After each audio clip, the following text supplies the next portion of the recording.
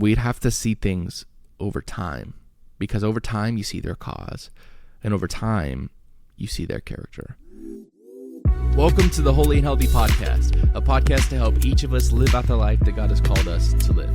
If you enjoyed this podcast or today's episode, please leave us a review and share it with others. We hope you enjoy our conversation today. Hey everyone, welcome back to another episode of the Holy and Healthy Podcast. My name is Hunter Perry, and I'm very excited to be with you today. My co-host Caleb is out for today. He's spending time with family and is finishing his project with his tool that he told us about, his miter saw. He finally got it and has been renovating his daughter Nora's room over the past week and weekend, so they've had some fun time just on vacation, and I'm excited to get the update. I've seen some pictures and a video, but excited to get the update for you guys to hear. We still have an episode for today that I am very excited about. The episode is really about the concept of dating. And I know when I say dating, it can throw a lot of things in a whirlwind of emotions, because some of you might say like, yes, let's go. I love talking about dating. And some of you are like, no, please, God, I hate this. And some are maybe like, dang, I better send this to my boyfriend or girlfriend because Hunter's about to talk about everything that we are, because we are the perfect couple. And some of it might spark some anxiety because of some past things. And my hope is the word dating after this would be something that you can approach with peace, not anxiety, not worry, not fear, with past experiences as an understanding, but not as a hindrance to moving forward in dating. If you're listening to this and you are married, or you are in a relationship that is serious moving towards marriage, I still think this is going to be very beneficial for you, so don't click off. I think this is usually pretty good, just in a general sense, about what to look for in a person in general, but not just specifically in dating, although that's what we're talking about today. So let me kind of give you really where I'm going with sort of just this scenario. So there's really only a few things in life that cause considerable amounts of stress. There's some, but there's some that are a lot more than others. Something like having a baby, or getting married, or job change, or moving, or losing a loved one, or like one that Carly and I experienced almost 2 years ago, buying a home. And if you could plan it out, you'd want to be able to do these, in spurts, not all at once. But Carly and I decided to get married. I decided to become the young adults pastor, and we decided to buy a home, which is 3 of the major life changes, all in about 8 months. So congratulations for us. It was really great, but we learned a lot. Buying a house seems like a really, really fun idea until you actually start to do it and start looking around. The housing market here in Queen Creek, Arizona was kind of crazy at the time. Interest rates were rising through the roof, and people from California kept buying all the houses.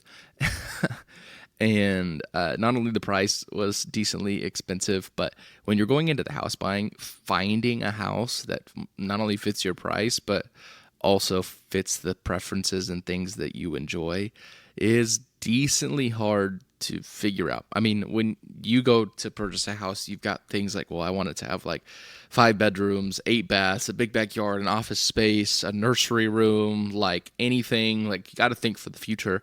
And you start listing off all these little preferences, and you get to the point where you get so crazy about what you actually want in a house that there is no house that's actually going to be able to live up to your things of preferences. And that was kind of Carly and I's journey too. We started looking at all these houses, and we got to the point where we just had to be like, I think we kind of just got to get like, what are our priorities for a house? And in our conversation, I was just talking, I was like, well, I think we need like water and electricity for exterior walls, a functional roof, a bedroom, a bathroom, a living room, a kitchen. I just kind of like, what are the essential pieces of a house that you actually need?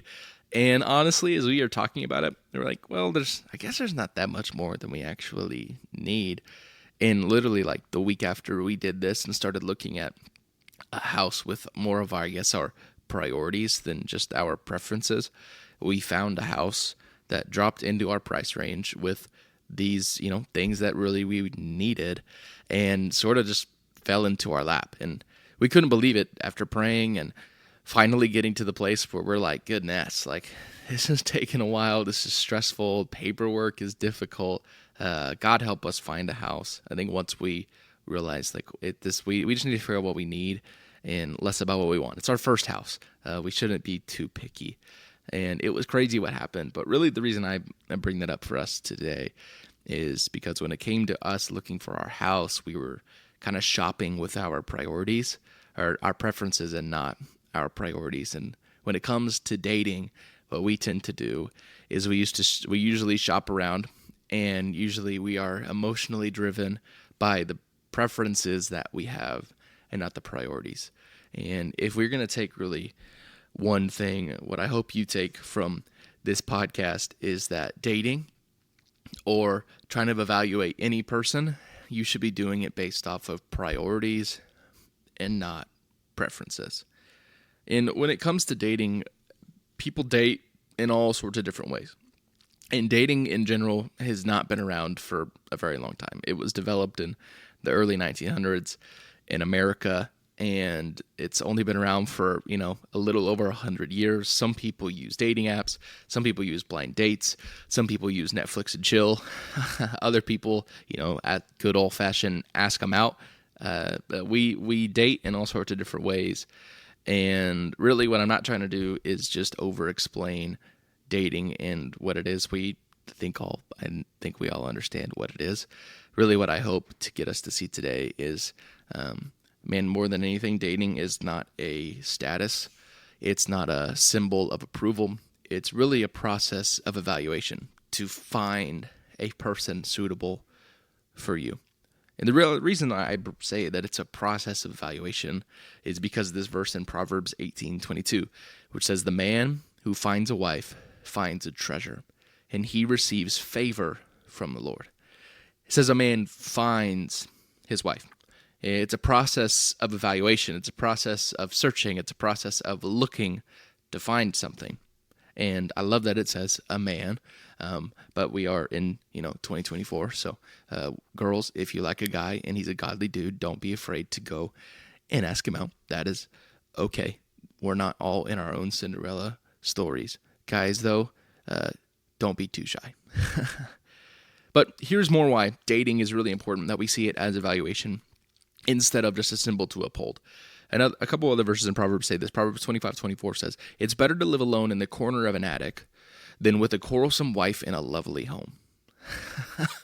It's better to live alone in the corner of an attic than with a quarrelsome wife in a lovely home. That is an insane Bible verse. But guys, it doesn't matter how hot she is or if she hits your list of preferences. If all she does is cause drama and fights, it doesn't matter if you finally get the home you want, you finally get the paycheck that you're looking for. If you live with a quarrelsome wife in a lovely home, it's better that you live in the corner of an attic. Now, that's a crazy verse, but this is why we should view this as evaluation. You don't want to find yourself in a situation that you never should have gotten into. Second, here's this other verse, Proverbs 25:28. So the same chapter, just 4 verses apart. It says, "A person without self-control is like a city with broken down walls." In other translations, it specifically calls out a man. It says, "A man without self-control is like a city with broken down walls." It means it's vulnerable, it's exposed, and anytime it's attacked, it's going to lash out. So girls, this is important that we see dating as evaluation. As if a man is angry and overly judgmental, you will never feel safe in that home. You'll never feel safe in that relationship, always trying to fight for it. How do we get into scenarios like this and we see just things posted on social media and news about relationships that turn sour? Well, I believe it's really because people have been dating based on their preferences and not the priorities. And really where we get this from is this: I think we view dating more as a customer, as a consumer, as a shopper, more than as a lifelong partner or companion or forever mate. It seems that there's a little bit of disparity there. One pastor, Ben Stewart, brought it up like this. He said, we have a consumer versus companion mentality. And a consumer mentality is just focusing on your list of preferences. Like, he's got to be over 6 foot. He needs to make me laugh. He needs to have money. He needs to be charming. He's got to be like the perfect blend of Ryan Gosling and Ryan Reynolds. And then flip it to the guy's side. She's got to work out. She needs to want to go to the games with me. She needs to be adventurous. She's got to be fine as heck. Like, all these lists of preferences, and putting them down is totally fine when you're ordering like a Chipotle burrito, but not for a person. Because when you regulate a person to a list of preferences that you've put out, what you've actually done is strip the reality and strip the humanity from the person, and are sort of imprinting your idea of a fantasy upon them. And this is where we get the whole idea of a soulmate that will complete you. But really what you're asking for is you're asking for a savior or someone to kind of be your servant. You're either holding them in way too high of regard or almost putting them down to the place where it's like, now you got to serve me and complete me. But there's no other human that's going to be able to come into your life and complete you. Like, girls, if you're looking for a guy to come in and just fix your life, you got to realize that guys are dumb. Like, we are really slow at times. We can barely put like matching clothes on without your help. There's only one person that's ever been a person that will ever complete you and I, and his name is Jesus. And he's the only savior. He's the only soul mate that will ever be able to achieve what we actually hope for out of a person. So this consumer mentality really kind of puts us in a tough place. And it doesn't really help that the dating apps that we have are actually built to give us sort of false hope. Now, I think they can work, and I'm not saying that they're awful, but there was this study done on Match.com, and what they found was that there was zero correlation between the list of preferences and the partner that the people ended up with. Their algorithm didn't actually work, because really what they were focusing on was two identical factors: beauty and charm. When it comes to identity and who people are, they were focusing on how cute they were and what they said about themselves. But what Proverbs also tells us is Proverbs 31:30 says, charm is deceptive and beauty does not last. So if we're only focusing on the things that we see and the things that we enjoy out of a person before we even get to know them, the foundation of any relationship will easily erode away when it's not built on something that will actually last. When it's not built on something that is more of a priority and less of a preference. So how do we fix this, comparison and consumer mentality? Well, the flip side of this is a companion mentality, which focuses on the priorities and not the preferences. What was actually cool about my wife and I is Carly and I were incredibly good friends. We were friends for about a year and a half, and we genuinely didn't have any like romantic interest with each other. That's not to say that I didn't think Carly was cute. I always thought Carly was cute. But I didn't have like a genuine, like crazy romantic interest in her. But the more time we spent together, the more I got to see her interact with family, talk with friends. She works in ministry with me in middle school, so I got to see her interact with youth and leaders. And I got to see really the priority come out with her character and with her trust in God and all of these different things that I got to see over time. And so what I really got to, start the foundation of our romantic relationship on was an identity knowing that she's foundationally set in her character, and character rarely fades. Now it can. Not everyone is perfect. I'm not perfect. No one is. But it's going to fade way less than a preference. Charm and beauty do fade, but a good character, that'll last. So we're looking at the companion mentality. There's this story in Genesis 24, and I want us to look at it. This guy named Abraham, who was a father of many nations, eventually had a son named Isaac, and he had come of age. And back then, it was really important for a father to find a spouse for a son. Again, I said dating's not been around for a long time. They did this thing called arranged marriages, which maybe we need to get back to because we seem to be pretty horrible at dating. But that maybe be a conversation for another day. If you know Jonathan Pokluda, maybe just hit him up and he will arrange marriage you. But if you're trying to find someone, maybe the best place to start is with people that know you really well, like a loving father or friends. But in this scenario, Abraham is going to find a wife for his son, Isaac, because Abraham knows two things. Who we worship and who we wed might be the two most important decisions of our life. Who we worship and who we wed might be the two most important decisions of our life. So Genesis 24 starts out like this. It says, Abraham was now a very old man, and the Lord had blessed him in every way. One day Abraham said to his oldest servant, the man in charge of his household. So this isn't just like any old dude. This is someone who's in charge of Abraham's whole household. He says, take an oath by putting your hand under my thigh, which is a crazy sentence. We're not going to give that much time. Swear by the Lord, the God of heaven and earth, that you will not allow my son to marry one of these local Canaanite women. Go instead to my homeland, to my relatives, and find a wife there for my son. So, Abraham sends this dude out and says, find the prettiest girl for my boy. No, he doesn't say that. He's like, find the most successful girl. And he doesn't say that either. He says, swear that it won't be one of these Canaanite women.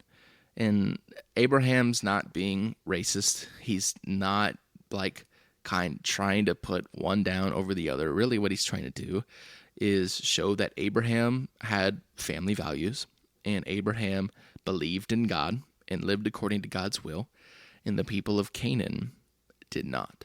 So Abraham lived for a cause. He lived for God, who caused all of earth to begin, and now has caused Abraham to have a son, and now Abraham wants this cause to live for God to continue through his son Isaac and his potential wife.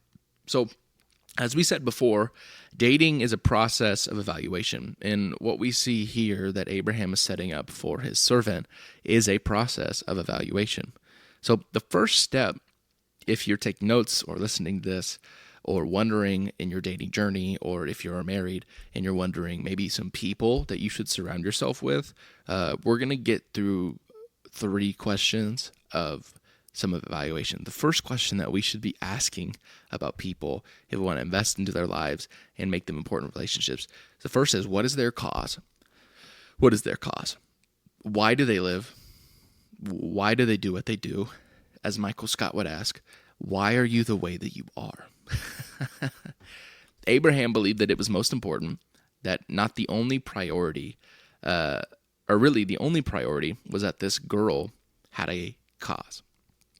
If she doesn't have that, then the other priorities don't matter. This cause is the most important priority. A.W. Tozer once said, what a person thinks about God is the most important thing about them. Because what we think about God shapes our reality. It shapes if you attend church, if you serve, what you buy, how you raise your family, how you discipline your kids, how you vote. Genuinely, how you view God determines not only your eternity, but also how you function here on earth. You can't run one way and the other. So Abraham knows this. He knows that if my son, who is caused to God, he cannot marry a Canaanite woman who was caused another way. You can't run in 2 different directions. So this servant goes on his journey and travels a crazy, almost 500 miles, so scholars say, to where Abraham's family comes from, which is wild dedication. And then he finally makes it to the place where Abraham's brother lives, just in time to see this woman going to grab water from a well. And he prays. He reflects, and he's like, God, as I start this journey, would you help me out? And as you reflect on that moment on its own, it's kind of mind-blowing Like, he's traveled a really long way with animals. He's probably tired. And the first thing he does when he gets there is pray. And I think when it came to me and my dating journey, the last thing I really wanted to do was pray because I was upset. Because it took a long time. It felt like it was taking forever, and I was getting more upset at God than I was finding more enjoyment in him. And if you're still single and you're looking for someone, my request to you is that maybe you would just take some time, if you feel tired, to pray. Maybe what you need is an attitude like this servant, more than an attitude of, God, would you just fix this already? Because maybe what God wants to do is draw you closer to him before he brings you someone else.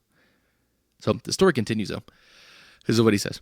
He says, O Lord, God of my master Abraham. So again, committing the cause. You are my master's God. Please give me success today and show unfailing love to my master Abraham. So not only does he want to please God, he wants to please his master Abraham. See, I am standing here beside this spring, and the young women of the town are coming out to drink water. This is my request. I will ask one of them, please give me a drink from your jug. If she says yes, have a drink, and I will water your camels too. Let her be the one you have selected as Isaac's wife. This is how I know that you have shown unfailing love to my master. Now, this is crazy. This is a crazy prayer. One reason, because homie is super specific, very specific with what he is requesting.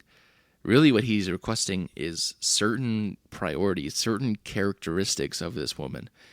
A woman who is willing to not only just focus on what she's doing, but to see him tired, see him weary, and fix his situation.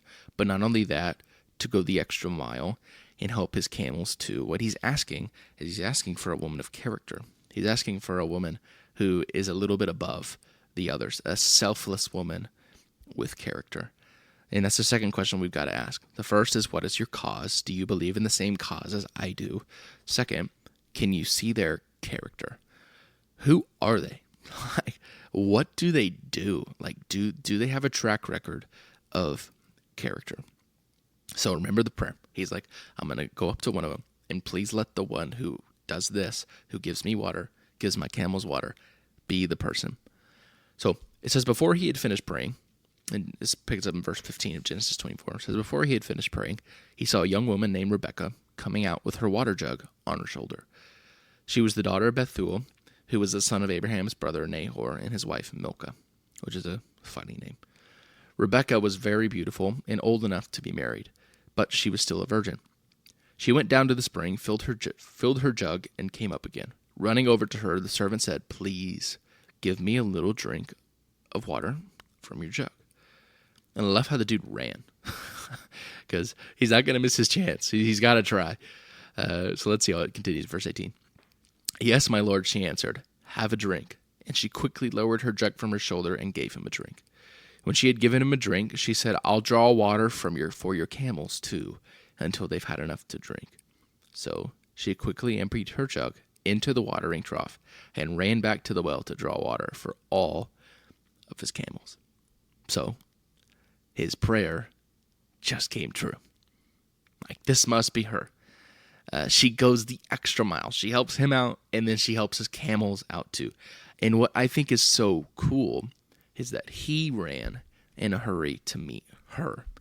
And then in verse 20, it says she quickly emptied her jar into the watering trough and ran back to the well to draw water for his camels.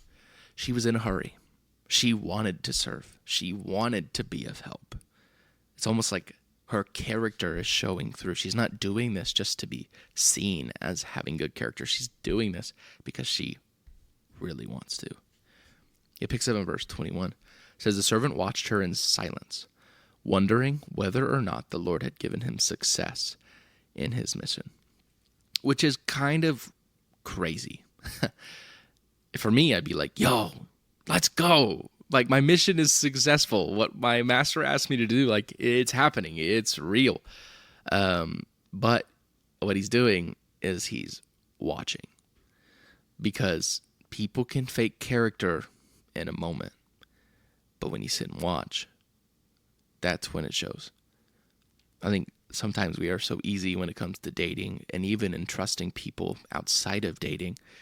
We give so much trust to people, and I'm not saying that we shouldn't trust people, but I think we give too much trust in too sensitive and too powerful places in our lives too quickly.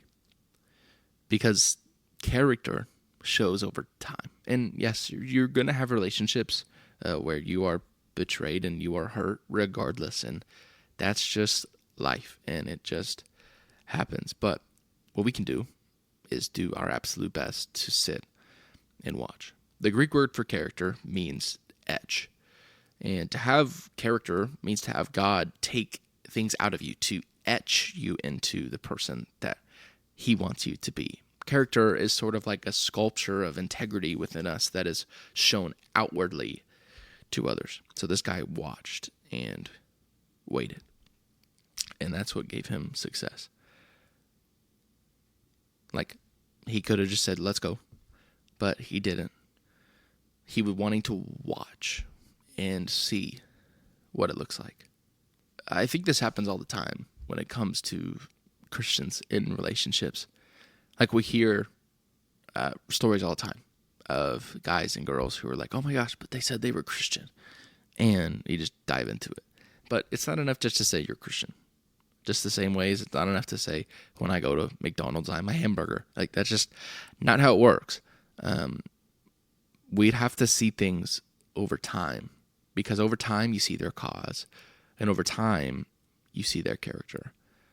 The story continues in verse 22. It says, then at last, when the camels had finished drinking, he took out a gold ring for her nose and 2 large gold bracelets for her wrists.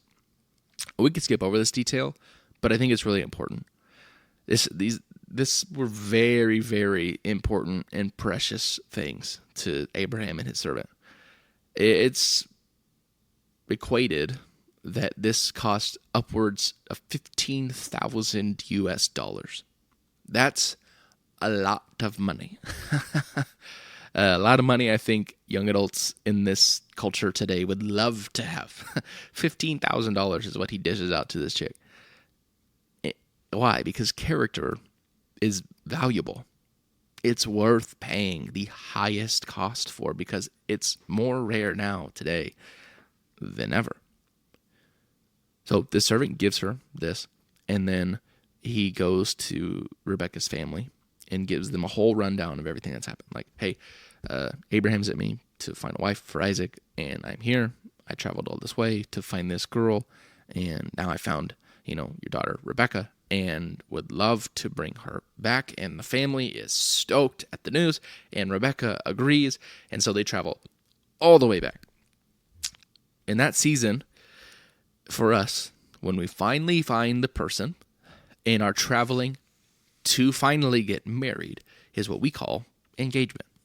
And if you are engaged, it is the best and the worst part of your dating season, because you're preparing for a wedding and not getting to enjoy what being wed is like. There's context there if you can understand it. If not, let it go over your head. But they're on their way back, and the story ends like this. All the way down in verse 62, it says, meanwhile, Isaac, whose home was in the Negev, had returned from Beer Lahai Roi. Yeah. One evening, as he was walking and meditating in the fields, he looked up and saw the camels coming. When Rebekah looked up and saw Isaac, she quickly, again, this girl is fast. She's making really, really quick decisions. She quickly dismounted from her camel, and she said, who is that man walking through the fields to meet us? So, what is this? She's simping. Like, he must be attractive, at least to her. And he replied, it is my master. So Rebekah covered her face with her veil. Then the servant told Isaac everything that he had done. He arrived and he's like, dude, I did it, bro. I got you a girl. And then it says, and Isaac brought Rebekah into his mother Sarah's tent, and she became his wife. He loved her deeply, and she was a special comfort to him after the death of his mother. Now, they didn't necessarily have a wedding ceremony. They are able to, have a wedding and become man and wife inside of a tent, which alludes to certain actions that happen between a man and woman who become married, is a little bit different than how we do it today. But, okay, here's where I'm going. Let's evaluate the evaluation steps. First, what is their cause? Second, can you see their character? Third is chemistry. Do we have chemistry? Girl hops off her camel and goes, dang, who's this guy? And Isaac's like, yo, hey, mom, dad ain't home. Let's go in our tent and get married. It's not worked out culturally. But they had chemistry. They had physical attraction in some way. And for us, chemistry could be enjoying each other's company, our passions aligning and doing things together, and so on and so on, thinking someone is attractive, all of those things. But here's the deal.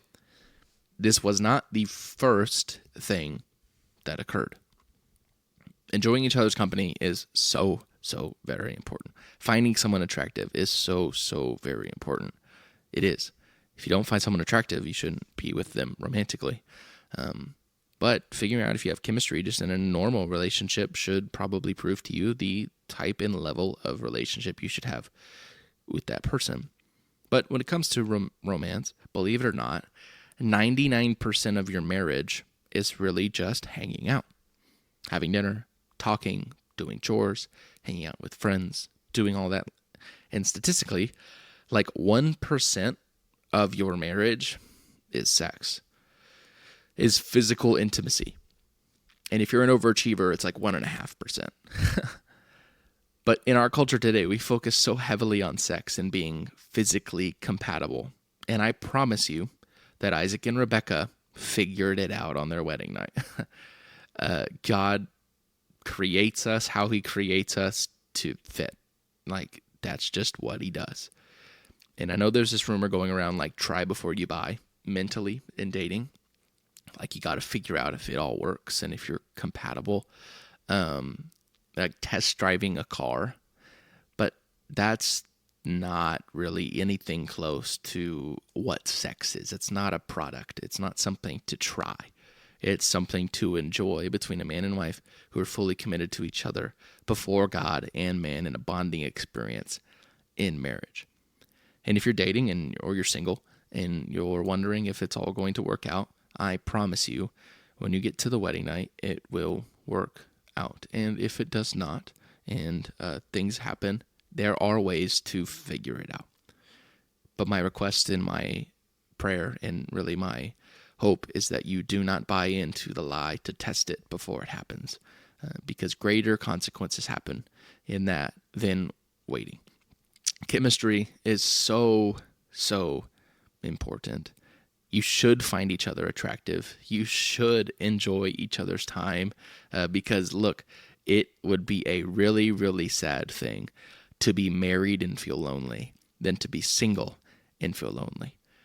Because it would suck to lay in bed with someone that you're married to and feel like you're alone than to be alone and hope that you are married. You should really enjoy the person that you get married to. Because at the end of the day, what you really should be looking at is their cause, their character, and your chemistry. And I know dating is tough, and there's a lot to navigate as a single person, as a dating person, and even as a married person. But you and I should be looking at these things to find the right people in our lives. Dating should be driven by priorities, not preferences. What we should do is invite Jesus into this aspect of our life, just like that servant did, and be very specific. Maybe the prayer for you, if you're looking for someone who you want to spend the rest of your life with, is to pray and simply ask God, like, hey, would you give me whatever I need in the season? Jesus, if it's contentment, please give me contentment. If it's eyes to be able to see the right person, God, would you give me the eyes to see the right person? If it's patience, help me be patient. Be very specific and ask God for what you want. And if you want to find someone, be specific. God, say, God, I want someone with very high character. I would love to spend my life with someone who has all of these priorities. Why? Because you want to last. You don't want to just have a relationship that, just falls apart. You want to be able to stand the test of time. And that happens with a person of character who doesn't give up easy, because charm and beauty fade. But you want someone who has a solid foundation, not only on Jesus, but also in themselves and who God has called them to be. You want someone who understands they're holy and that is healthy. That is the purpose of this podcast. That is why we exist, is to help you be holy and healthy, and also find others who are holy and healthy. It's my prayer that this was helpful to you. It was helpful to me. It's always helpful to learn and figure out the people that we should be surrounding ourselves with are people with a really, really great cause and a similar cause to us. And do they believe in Jesus? Do they have a good heart? Do they love people? What is their cause? And the second is, do they have character? Do they actually do what they say they're going to do? Do they do it over time? Do they not just fake it in a moment? Does their life look different one day than the other? Or is it very consistent? Do they have character? And then third, do we have chemistry? Are we able to hang out? Do we laugh? Do we enjoy each other's company? And romantically, do I find you attractive? Are you pretty? Are you hot? Do you want to do things? That is what chemistry looks like. There is a very beautiful place for people that we find that we have these three things in common with. So it is my prayer that this was helpful. I hope you enjoy it, and we will continue to post these every week on Mondays. I hope you guys have a fantastic day whenever and wherever you are listening to this. Peace out. Thank you so much for spending some time with us today. If you enjoyed this episode, please share it to others that you think would benefit from it. Also, we'd love if you could share this on social and tag at RockPointYA, just to let us see, what is God doing through this podcast. We make this for you, and we make this for other people to become holy and healthy in their lives. So thank you so much for spending some time with us today. Leave us a review, send it to others, and man, we hope you have a fantastic day. Thank you for spending some of it with us.